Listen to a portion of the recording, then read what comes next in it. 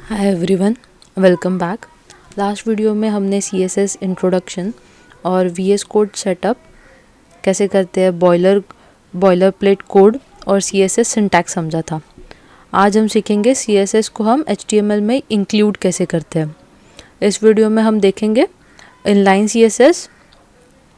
Just a second.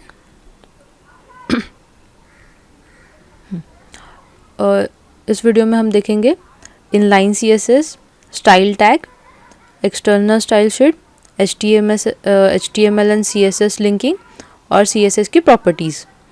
तो चलो हम स्टार्ट करते हैं। पहले हम हमारा VS कोड ओपन करेंगे। अभी तक हमने सिंटैक्स देखा, बट इम्पॉर्टेंट क्वेश्चन है CSS लिखते कैसे हैं और CSS लिखते कहाँ है। तो HTML के अंदर या एक अलग फाइल में। पहले तो CSS इंक्लूड करने के लिए हमारे पास 3 तरीके होते हैं। एक इनलाइन का होता है, एक इंटरनल CSS और एक एक्सटर्नल स्टाइल शीट। तो हम एक एक मेथड के साथ देखते हैं। पहले हम इनलाइन CSS का ट्राई करते हैं। इनलाइन CSS को इम्प्लीमेंट कैसे करते हैं। इनलाइन CSS डायरेक्टली हम HTML टैग के अंदर लिखते हैं। पहले तो देखा जाए तो angular bracket H1 style equals to, और यहाँ पे कलर, और कलर में हमने दे दिया रेड।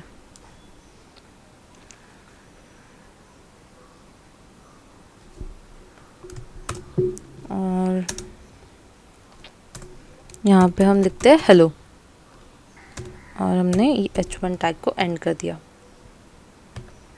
ओके, कंट्रोल S, और यहाँ स्टाइल एट्रीब्यूट यूज़ किया है हमने। देखा जाए तो ये सिर्फ उसके एलिमेंट नहीं है, तो ये एलिमेंट पे अप्लाई होता है।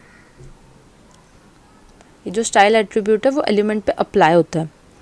इनलाइन CSS में स्मॉल चेंजेस के लिए यूज़ होता है। देखा जाए तो लार्ज प्रोजेक्ट्स में हम देखें तो इसे अवॉइड करते हैं, बट अभी हमारा फ़िलहाल हम बेसिक पे है, तो हम बेसिक से ही सीखते हैं कि कैसे यूज़ करना है या फिर कैसे इम्प्लीमेंट करना है। यहाँ पे जो हमारा हेलो है, ये एक रेड कलर में प्रिंट हुआ है। हमने यहाँ पे स्टाइल एट्रीब्यूट में, इनलाइन एट्रीब्यूट में हमने डिफाइन ही ये किया था कि जो कलर है वो रेड रहेगा। और किसका कलर रेड रहेगा? तो हेलो का। ये जैसे हम ओपन टैग और एंड टैग के बीच में हमारा कंटेन टाइप करते हैं, तो हमारा जो कंटेन है वो है हेलो, और वो हेलो का कलर क्या होगा? वो होगा रेड।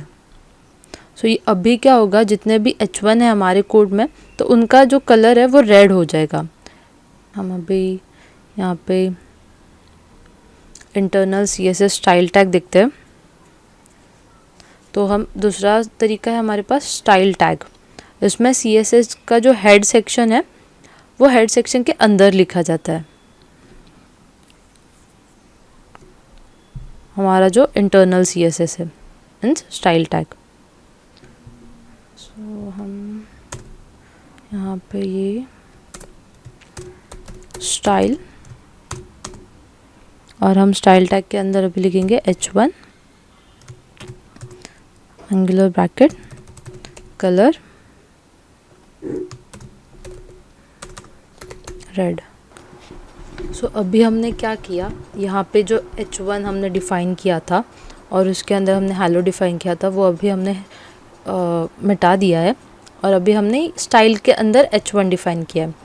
अभी यहाँ पे क्या होगा कि जितने भी हमारे H1 है इस कोड में या फिर इस बॉडी में, उन सब का कलर रेड हो जाएगा।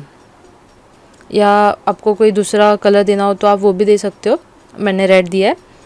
मैं अभी इसको कंट्रोल S करती हूँ, और हमें यहाँ पे हेलो फ्रॉम अंजलि, ये रेड में आ गया। देखा जाए तो जब भी हम बड़ी बड़ी वेबसाइट देखते हैं, जैसे कि नेटफ्लिक्स हो गया, अमेज़न हो गया, और भी कई सारी वेबसाइट हो गई, या कंपनीज़ में हम इनलाइन या स्टाइल शीट यूज़ नहीं करते, हम वहाँ एक्सटर्नल शीट यूज़ करते हैं। सो हम एक ये भी कर सकते हैं कि हम CSS जो है ये एक अलग फाइल में लिख सकते हैं और फिर उसे लिंक कर सकते हैं index.html से। हम ये भी एक चीज़ कर सकते हैं, बट अभी हम फ़िलहाल ये नहीं देखेंगे। अभी हमने 3 चीज़ें देखी, जो कि इनलाइन हो गया और स्टाइल टैग हो गया, और हमने क्या देखा, एक्सटर्नल स्टाइल शीट देखी हमने। सो अभी उसके साथ हम आगे बढ़ते हैं। सो एक्सटर्नल CSS हमने यहीं पे डिफ़ाइन किया है, ये स्टाइल में।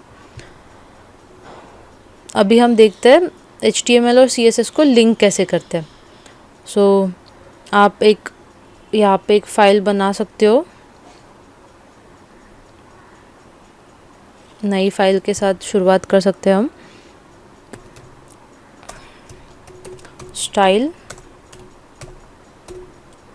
style.css, ओके, हमने style.css बना ली। सो हमारे पास अभी एक फ़ाइल है जिसमें HTML कोड है और एक फ़ाइल है जिसमें हम CSS होगा। सो हम CSS को HTML में नहीं लिखते, अलग लिखते हैं। ये एक प्रोफेशनल तरीका है CSS लिखने का, और हम क्या करते हैं, दोनों को लिंक करते हैं। लिंक कैसे करते हैं कि HTML समझ पाए कि इसकी स्टाइल कहाँ से आनी है और हम इसकी स्टाइल कहाँ पे लिखी गई है।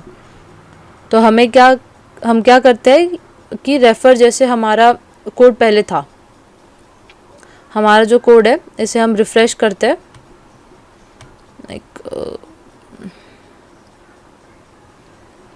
स्टाइल हटा देते हैं, Ctrl+S, ओके। अभी हमारा जो हेलो फ्रॉम अंजलि है वो ब्लैक कलर में है। सो हम अभी यहाँ पे स्टाइल में लिखते हैं, style.css में हमारा जो नया फोल्डर क्रिएट किया है उसमें हम लिखते हैं h1 curly braces and colour red, okay. Ctrl+S। अब हम इसे रन करते हैं, ओके। पर ये हमें कोई चेंज नहीं दिखा रहा, क्योंकि हमने कोड तो लिख लिया पर HTML हमारे ये CSS फाइल को पढ़ नहीं पा रहा है।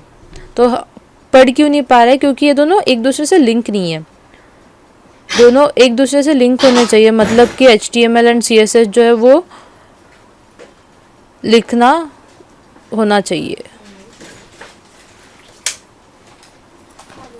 हम सब अब इसे इनका एक हम यहाँ पे ये लिंक, दोनों फाइल लिंक कैसे करनी है वो देखते हैं। लिंक करने के लिए हमें जो लिंक की कमांड देनी है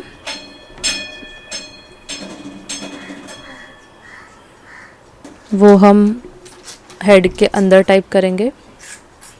हमारी जो लिंक की कमांड है वो है link rel equals to style sheet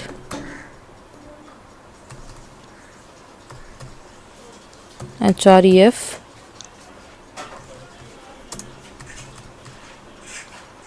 equals to style.css।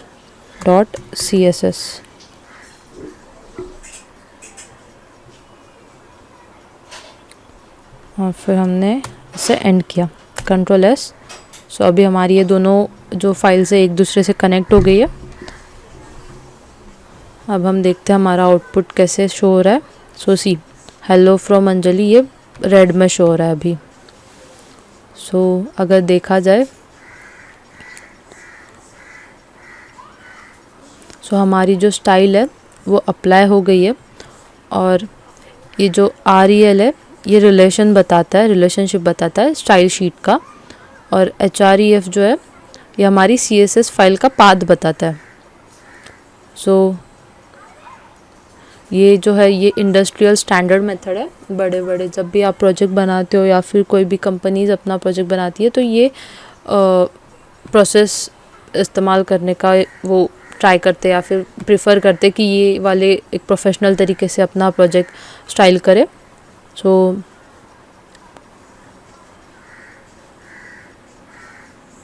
अब हम नेक्स्ट देखेंगे जो CSS की जो प्रॉपर्टीज़ है वो, अगर सेम स्टाइल 3 जगह लिखा तो कौन सा अप्लाई होगा। मतलब हमारे पास 3 स्टाइल है, इनलाइन है, इंटरनल है और एक्सटर्नल है।